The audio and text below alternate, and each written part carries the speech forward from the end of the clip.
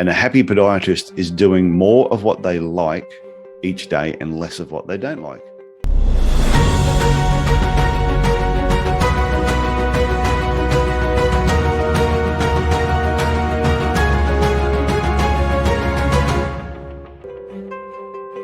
Hello, everybody. I want to welcome you to our Podiatry Practice podcast. You might be listening to audio version, or you might be watching this as my YouTube channel. But I have a very special guest today. So today's guest is Dr. Tyson E. Franklin. He joined us from far away. Where I am is Chicago, Illinois, United States, but he's in Australia. And I was honored to be his guest during the pandemic in 2020. And we've been talking about, hey, I want to invite you to my podcast show. And then, you know, how things go. And finally, we got to chat again. And I'm so grateful and happy to invite Tyson here. So Tyson graduated from the Queensland University of Technology in 1988, and over 30-year period opened, sold, and taken over and relocated well over 20 podiatry businesses. So he knows one or two about podiatry business, how it works. And he has won numerous business and management awards. He's the author of It's No Secret There's Money in Podiatry.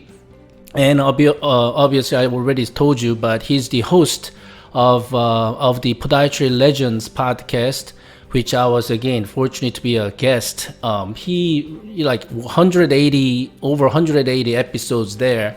So again, Tyson knows his philosophy here. He knows he will never find the cure for cancer, but he hopes one day he will inspire someone who inspires someone. And who inspires someone that will find the cure. I thought that was very profound, philosophy there, that we, align a lot of areas very similar. But again, without further ado, welcome to our show, Tyson. G'day, TJ. It is fantastic to be here. And thank you for the invite. And thank you for that introduction. I was listening to that end part too about the inspire someone to inspire someone to inspire someone. And that was something I thought about a few years ago when somebody asked me, why do I do what I do? Even when I had podiatry clinics, I was still working in the business. And that sort of thought came across me that I know that I won't find the cure for cancer. I'm not a researcher, I'm not into that. But I know that I actually feel that I'm a small cog in the wheel that through what I'm doing with the Podiatry Legends podcast, or it could be a workshop that you run or a talk you do on stage, that there'll be somebody in that audience or somebody somewhere one day that will hear something I say and go, that's changed my thinking. And they will do something which will change somebody else's thinking, And then that person will cure world hunger, find the cure for cancer. They'll do something amazing. And when they trace it back, I'll be that one little cog in the wheel. Did my part. Yeah, I know exactly what you mean. Yeah, that inspires someone, and then when you see that person get inspired and deliver or impact their life, even if it's a little bit, and they will impact on other people's lives because of my little help, and then that becomes exponential. And then when I see that outcome through person that I've helped, that keeps me going. I'm sure you might have probably similar like mission. What is your mission? That I wanted to know, because you were podiatrist before, but then now, like, what are you typically up to as far as helping podiatrists? That also your kind of mission statement, if you would, like, why would you do what you do for podiatrists? I want to help. Because when I graduated myself, podiatry was a different landscape 33 years ago. And it was really trial and error. Everything you had to do, you had to get in there, do it yourself, make mistakes, try and figure out where you went wrong.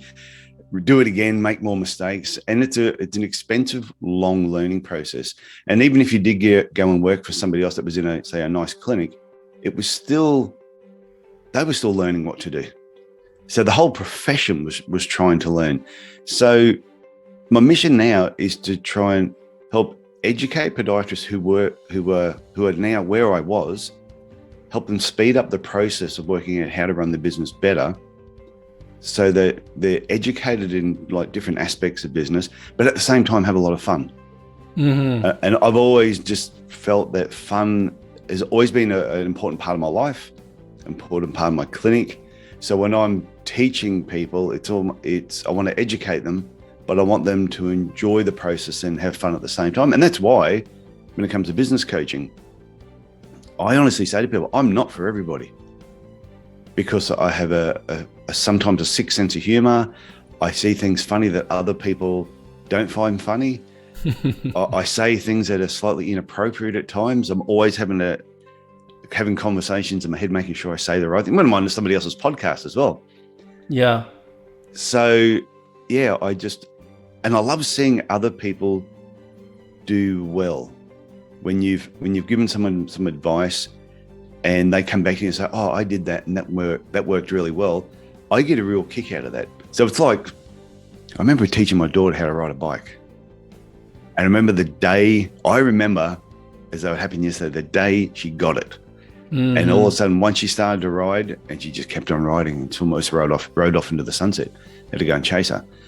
But the enjoyment I got teaching my daughter to ride a bike is the same sort of enjoyment I get when I show somebody how to do something in the podiatry business and they get really good results. Yeah, so that kind of made you look into more like kind of full-time, like, hey, I want to help podiatrists and colleagues more seriously, more structured manner, more organized manner. It's kind of, I bet it grew organically, like that's how my consulting business grew, because just help one-on-one first, and then I start seeing results, and then I get the kick out of it, and it makes me like want to do more in a different level. Start, before I knew it, start creating live events and live webinars, and just I can start seeing that my messages grow, because I'm exactly same as you, that in America here, a lot of podiatrists, unfortunately, sadly, they tend to forget why originally they became a doctor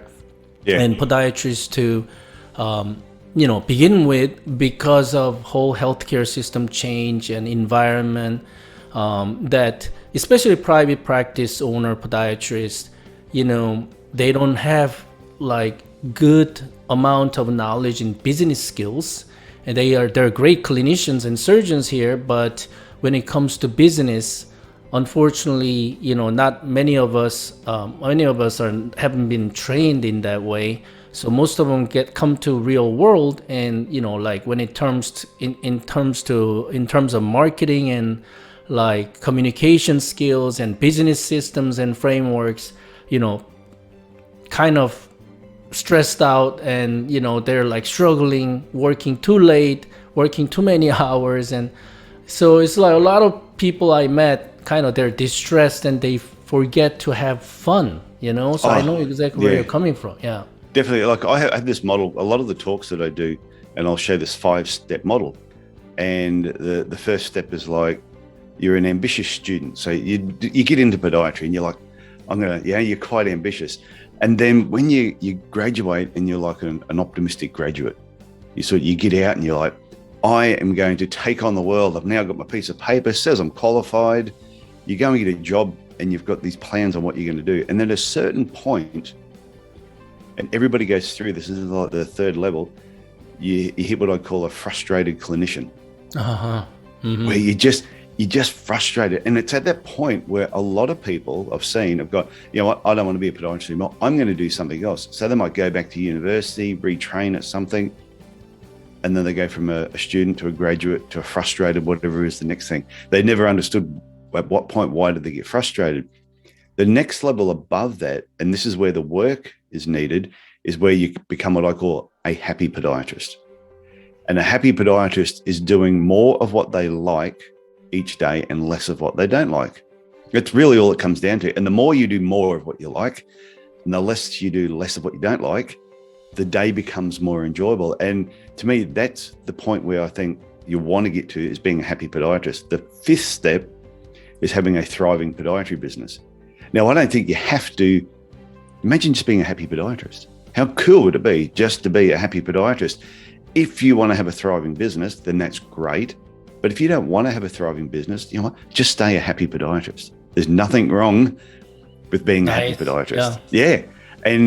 But people are frustrated. They want to skip being happy and they want to go to thriving, and you can't get to thriving. All you end up with is more frustration. I love that. Yeah, and that's a model that I use when I do my marketing workshops. I talk about that at the beginning. When I do the 12-week reboot, I talk about that. It's just a model that I developed a couple of years ago, and I just thought, because I was trying to figure out at what point do you go from frustrated to having a really good business, and I'm thinking you can't until you find your happy zone. And it doesn't mean that you go to work and every day it's, you know, butterflies and unicorns and everything is always joyful. You're still getting that odd patient that's a problem, or a staff member that is unhappy, or somebody quits. So you're going to have these little ups and downs, but it's when you look at it as a whole, you're actually enjoying what you do. And I found for me, I loved the business behind podiatry. I really enjoyed the business behind it. I loved being with patients, but I didn't like necessarily doing treatment 5 days a week. So I cut my time. When I found my happy zone, I was only working 2 days a week as a podiatrist in the clinic, but I was in the clinic pretty much from 7 a.m. in the morning till 7 at night because I loved it. I just really, really enjoyed being there. So I didn't feel that I was ever overworked. And then I slowly worked out, that I wasn't working too much at all. But I think that's the key for everybody, is find what you like in podiatry, do more of it. Find what you don't like and do less of it. And don't let anyone tell you that you can't choose what's right for you. Definitely. I totally agree with you. The way I help doctors is exactly same idea. So what you get passionate about, and that's what I tell them to focus on and develop that as your niche, and then you just dive deeper and deeper because you love doing it anyways. And that's what makes you happy and excited to wake up. So whenever I hear after I'm working with doctors, and then the best praise for me is that compliment is that when they said, TJ, you just helped me rejuvenate my practice, or TJ, you just help me get excited again to go back to my clinic tomorrow morning. Things like that. I love that. And I also often tell people we're kind of one-way parachute from the airplane, and we're coming downwards. We cannot go against the gravity. When we hit the land, we finish this world. And oftentimes we don't think that day is gonna come to us, but I know it will.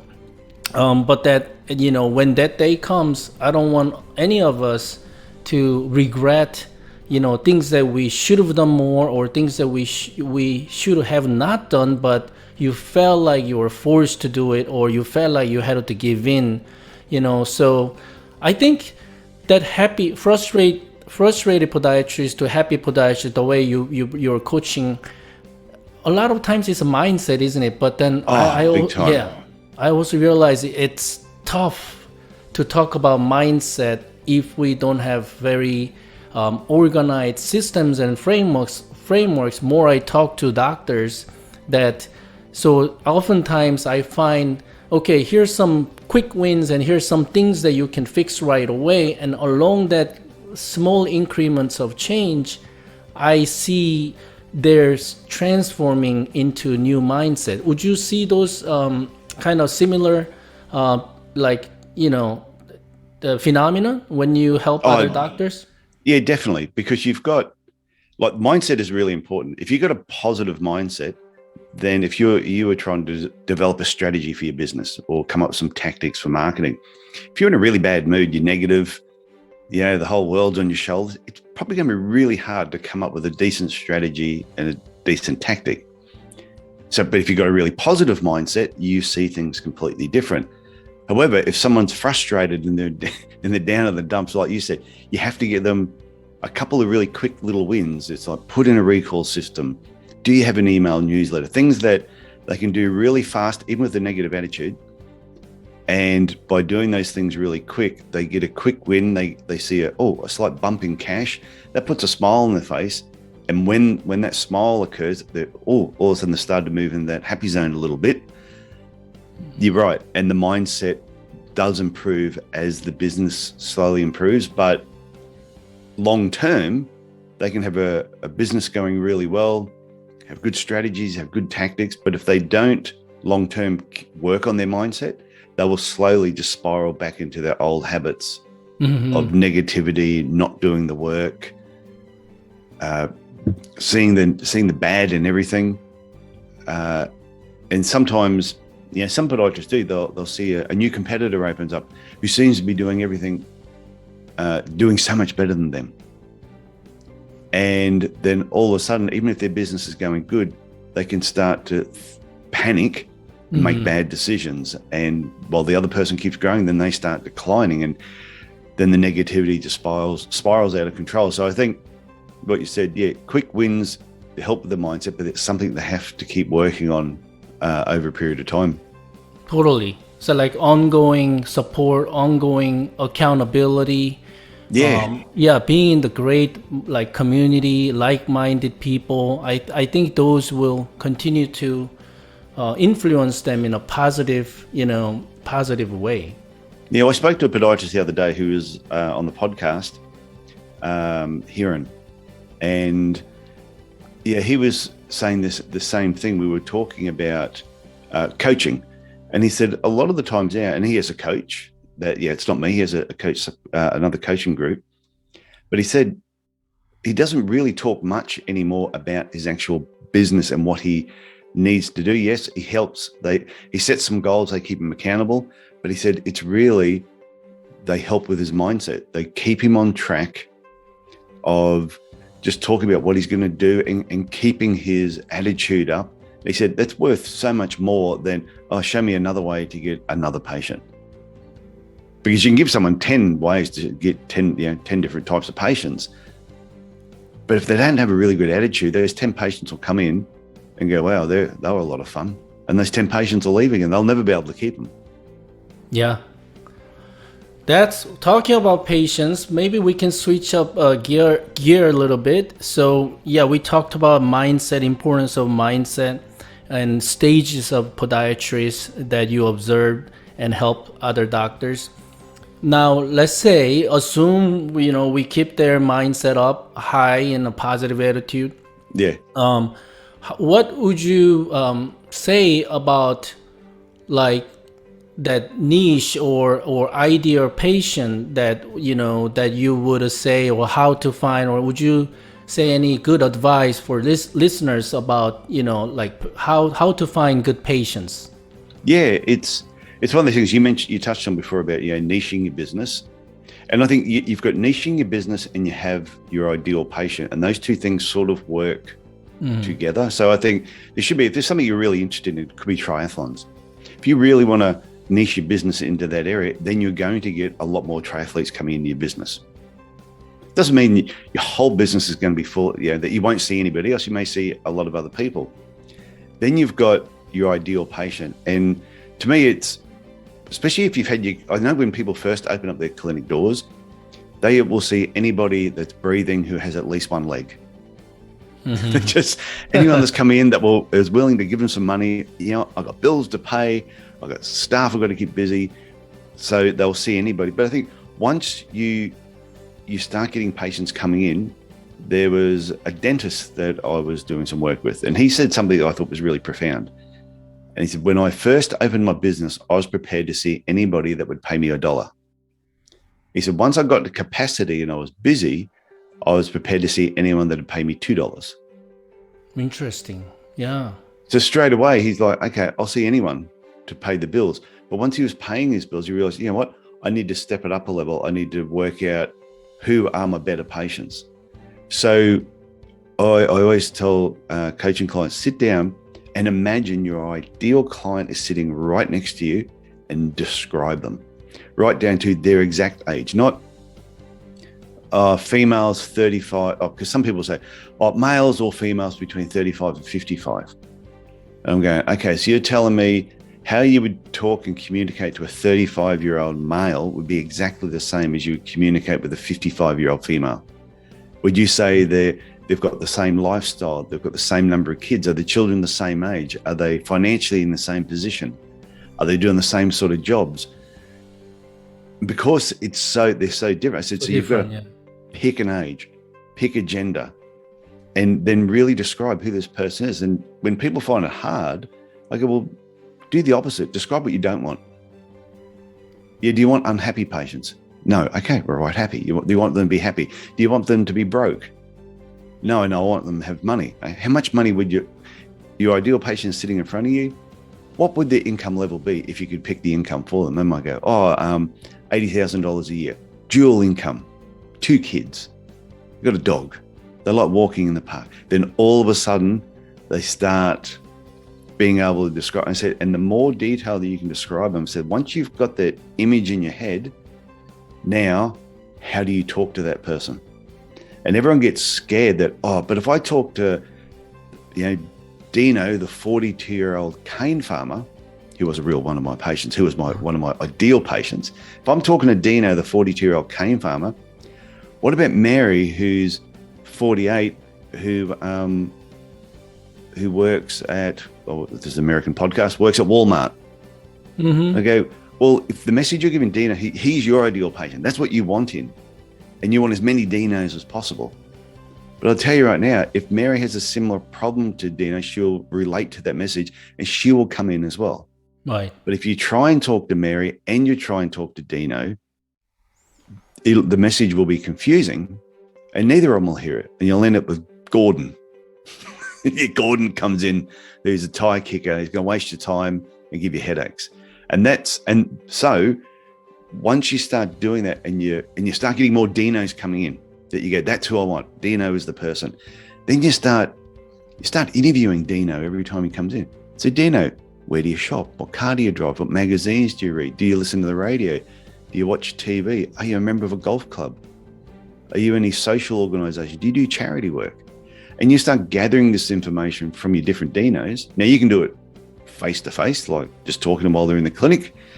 Or you could do up a nice, well thought out survey with 5 questions is what we used to do.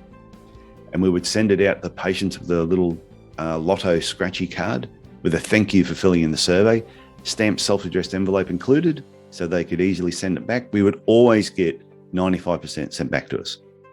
Nice. So hard copy surveys work really well over email surveys. But then once you find out where they are, then you know where to put your marketing.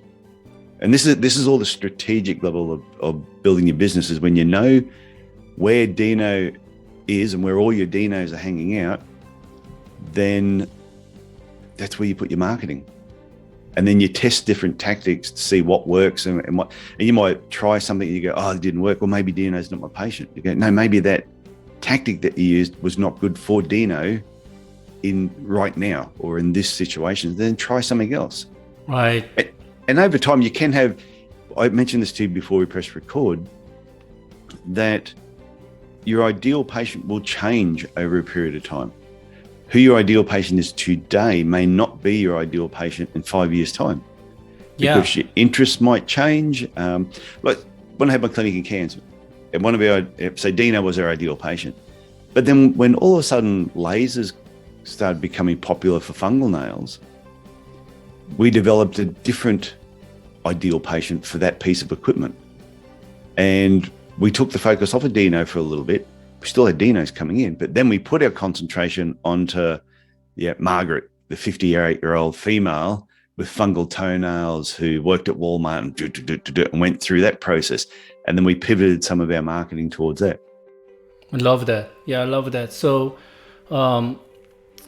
when I work with doctors, same kind of worksheet and some work. In the initial work is who's your ideal patient clientele, and then that kind of gives them good head start and like what type of patient clientele you want to work with, and then somehow the law of attraction works in also. And then if you have a couple of happy patients of that your ideal patient clientele, I start seeing that more similar Mary, would, because Mary hangs out with similar, type of people, economic, financial level and personality, hobbies. So they're going to start attracting similar type of clientele, like referral base as well.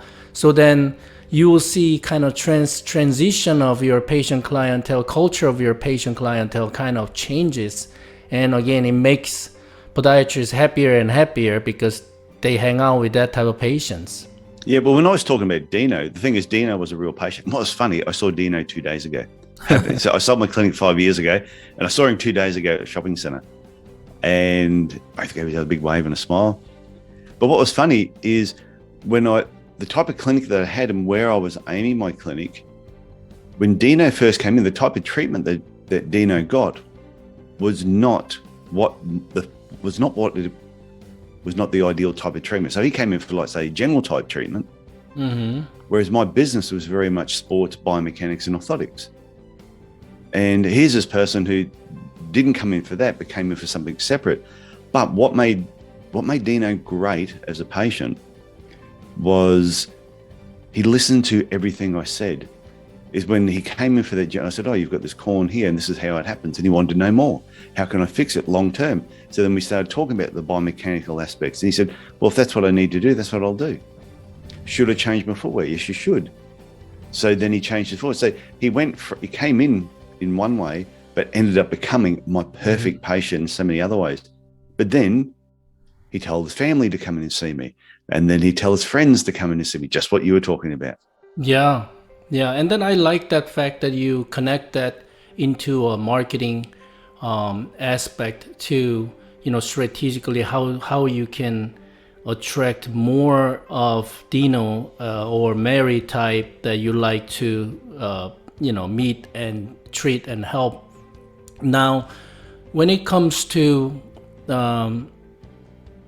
treatment, like, I don't know how Australia typically does now, but in America still, I'd say 85-90% of podiatrists are very heavily insurance-based healthcare system, and they just don't know how to get out of it, how to escape from that insurance-based world. But I proved it is possible to create what I call hybrid concierge model, that you choose insurance plan you want to work with, and then my main focus is not insurance plan if insurance covers this treatment or not. My focus was shifted to how can I provide the best treatment solutions for each patient's problem and deformity, and that kind of helped me. But I don't know in Australia, what is your typical pricing model, and then how you help other doctors to get over that fear of talking about money, with the patients? Yeah, it's to me, money is a direct correlation to your own self-esteem and your own self-worth. So if there's a product, or say an orthotic, for example, and it was going to be $500, and you'll get podiatrists go, oh, I don't know if the patient can afford it, and they start to panic. So they go, oh, I'm going to explain this over-the-counter orthotic, and it's only $120. Well, what they don't realize is they're putting the same amount of time and effort into selling or explaining that $120 item as they are to the $500 item. And I came to a realization it wasn't up to me to judge whether a patient could or could not afford something. So explain the best treatment that you think is right for that patient. It may not be orthotics, it might be shockwave therapy, it could be exercise and rehab, it could be no treatment at all. Go home and stretch, go and put your feet up, change your footwear. So to me, it's whatever you think is the best, that's what you should explain, and not be concerned about the money side of things. Now, whether they have or have not got insurance, I used to think is not my problem, that's their problem. So even I know the insurance system in the United States is really wacky and and Right. crazy. Yeah. In Australia, our insurance system is so simple. It's just, you're either in a health fund or you're not. And if you are, you have a health fund card, you come and see me, we swipe your card through my FPOS machine, I get paid straight away, you pay the balance, and it's done. Nice and simple. No phone calls to insurance, no billing. Wow. Don't worry about that. How about their waiting time? Is that like, because it is common in America now, HMO and ACO network, if doctors belong to those kind of big health system or network, patients cannot see the specialist right away. They have to see a primary care doctor first, and they have to wait for their referral to be cleared. And then usually, it's very sad part, to see a specialist like us in America here, we do front ankle surgeries, for example, for bunion problems, hammer toe. They have to wait like 6 weeks to see primary care doctor, and then another 10 to 12 weeks to see a specialist. So it's definitely wacky how you describe. I don't know. So, in Australia, it's very easy to make an appointment with a podiatrist. Oh, yeah. Like if somebody wants an appointment, they just make an appointment. The difference over here is that in our undergraduate degree, when we do it, surgery is not part of it. Mm-hmm. Surgery is something, if you wanted to go and do, like we do nail surgery and like simple things like that. But if you want bunion operations and you want to learn how to become a podiatric surgeon, that's something you're going to do after you finish your podiatry degree. Postgraduate training. Yeah. So it's postgraduate training. So it's a completely different ballgame, because the majority of podiatrists that you'll drive past their podiatry clinics do not do surgery. So a patient, all they're going to do, if they've joined a health fund, there might be a three-month waiting period before they can start claiming podiatry services, but they just ring up directly and just make an appointment. There is no referral. Even if you want to see a pediatric surgeon, you still don't need a referral to go and see them. You can just go and see them. I see. So it's a different, completely different system. Yeah, but again, I see what is important here is that no matter if they do surgery or not, I mean, they run their podiatry practice. They should consider that as running business, and applying and deploying some great business strategies and tactics. I believe is universal. Definitely in the world. Yeah, it doesn't matter. Like I've had some I've worked with a few American podiatrists, and I've had some that even my book, for example. I've got some American podiatrists who wrote 5-star reviews for my book. I had some that wrote 2-star reviews for my book. And and anyone that's written a 2 or 3-star review for my book, most of them have been American podiatrists. They've gone, oh, the book's okay, but it doesn't relate to American podiatry. And I'm going, marketing is marketing. Correct. Everything I talked about was all about running a business, and market had nothing to do with whether you're dealing with insurance companies or whether you're doing surgery. And they sort of missed that concept of it, that strategy, tactics, mindset, doesn't matter what country you're in. That applies to every single business, whether it's podiatry or it's the baker down the road. It's all the same. Yeah, I can't agree with you, any more than that. I mean, it's so true that even completely different vertical, right? Like we're talking, if it is business, I mean, you have to have your niche that is competitive and there is a high demand, and you just have to know how to do sales process. And then once you get that done, then how would you deliver the messages out there so people know, right? So I believe it doesn't matter even any profession, especially service business, service industry like we do, that not being just a technician or surgeon or physician, I mean, that's not enough, to survive, especially this new environment post-pandemic, and looks like the whole economic reset is going on, right? It's crazy. I've seen podiatrists almost lose their businesses during the pandemic, and I've seen other podiatrists expand and set up second, third locations during the pandemic. And you go, wow, isn't that interesting? They're same age, and you got one who set up 2 or 3 more clinics over the last year and a half, and another one who's struggling to hang on to their clinic. And that comes right back to what we talked about before about the mindset. It's because the person who's really struggling has gone, oh no, this is terrible. And they're looking at all the negativity that's going on in the world. And the other person's gone, oh, wow, this is a great opportunity. There's more people out there exercising, because no matter where you were in the world, even you were allowed to exercise. You couldn't go to work. You couldn't do other things. You couldn't have people at your house, but you could exercise. So I think some of those people tapped into, there's going to be a lot of people out there with foot problems. So they saw the positives, kept doing the marketing, and benefited from it. Whereas the other person went, oh, I've got to cut back on everything. They panicked, made their staff panic. So can you imagine walking into work and your boss is there going, oh, geez, I don't know what's going to happen. I don't know if I'll be able to keep everybody here. And you're an employee and you're going, oh, you get home, you say to your partner, geez, my boss is concerned I might lose my job. And then the next day, a friend says, hey, well, we're looking for somebody at our work because we're really busy. We can't find people. Oh, okay. So you resign. You resign and you go on the other job. And then the person's there going, all my staff have left, everyone's panicking. And the business just keeps going out of control. Whereas the other person has gone in with really good leadership, positive attitude. Their staff feels safe. And that's what I think some employers have got to realize is the people that work for you, their livelihood is in your hands. And they want to know that they're well looked after. So you've got to show really strong leadership no matter what has happened. I love that. Yeah, great advice. Yeah, being a great leader. Yeah.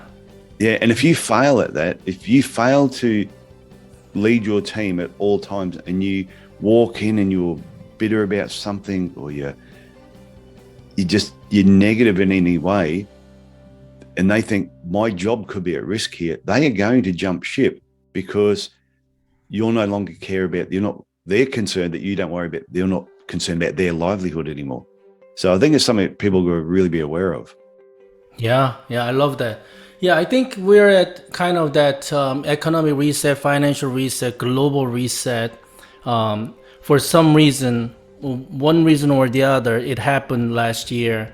And then I think either you're going to make it or, fail it. It's all comes into that mindset, positive attitude, being a great leader. It's all kind of going back to that positive mindset. I believe, that is so critical, for you to survive, not only just survive, but really thrive. Because I definitely see exactly the same thing. One doctor creating multiple locations to one private client of mine, he built from 4 locations to 12 locations in just past year. So he said he's had the best year ever. But then, just like you said, he takes care of his employees. I mean, so positive about everything. I think I might know has he been on my podcast as well? He might have. I don't know. Because I know, on my podcast, I had Patrick McEnany. He's a different name. And and Patrick, the reason I kept getting back on my podcast is every time I spoke to him, he had taken over another 2 clinics. So during the pandemic, he had actually grown, I think, from like 4 clinics to 10 clinics. That's why I thought it may have been him, because you said 12. I thought, well, he's probably added 2 more on there. But such a positive attitude. So I could just imagine him at work him walking in, there would be so much leadership just bouncing off of him that everyone would go, well, my job's safe. I'm not going anywhere. Yeah, it is true. Staffing, that's another big topic, among my mastermind, that we have 22 members right now. And that was a big topic, how to manage our staff, how to hire and how to dehire or fire, or how to improve and motivate your staff. And again, everything kind of came back to the mindset of you as a leader and create the culture of your team. It just, influence your staff and your team so much. We can talk this forever, but I better, I want to make sure I bring you back and, again and again. but it comes to kind of the conclusion side that where people can find more about what you do for podiatrists, for people who might be interested in learning more about what you do. My website is probably the easiest thing. It's just tysonfranklin.com. Nice and simple. It's really easy. And if they want to send me an email, ask a question, it's just tf@tysonfranklin.com. Tyson. Okay. So another question, quick question before we end the show. Do you come to America at all? Like some kind of business summit? I used to come every year. Wow. Most of the time I would come over there at least once a year, sometimes twice a year. Since 2012 was always coming over, and then COVID hit, and that sort of put a bit of a damper on that. Now I'm a prisoner in Australia, but next year, 2022, I'm planning on getting back over there. Nice. I'm planning on organizing a business summit for podiatrists. So all right, we'll definitely keep in touch. I would love to invite you. What time of the year are you planning on that? Probably March or May. But we don't, or potentially July, because in July I do big annual international minimally invasive surgery cadaver lab workshop. Yeah. But I might do 1 or 2 days beforehand. If that happens to be that way, it's July. But otherwise, it will be most likely March or May. Oh, that'd be fantastic. Yeah. So I'll definitely let you know, and we'll keep updated. And again, thank you so much for your friendship. Thank you so much for, coming to our show and share your advice, your suggestions and wisdom, helping so many podiatrists. And, I'm so grateful that we have, a person like you to support and coach colleagues, to have a better life. And from your quote, from frustrated podiatrist to happy podiatrist. I love that. TJ, thanks for having me on. It's one of those things, like, people probably picked up pretty early on that I like to talk. So I've never had a problem talking. So having a podcast and all that has been fantastic. But what I like yourself, and there's a number of other people out there who we've developed skills in this area of coaching and business. And we're all different. We all look at things slightly different. We learn a lot from each other. I've listened to your podcast. I've picked up things. Every time I listen to an episode of any podcast, I always learn something. So I think it's great for the profession that we've got people who are specialists in certain things, but also that are specialists and passionate about the business side of podiatry. And I think everybody is going to benefit from that. So I think bring your summit on in 2022. That sounds great. Hey, thank you so much again. And then again, everybody who's listening to this show or watching this as a video, thank you so much for watching till the end. And, we'll see you guys in the real life, real in person, or over the internet somewhere very soon. Everybody stay safe and healthy and take care. Bye.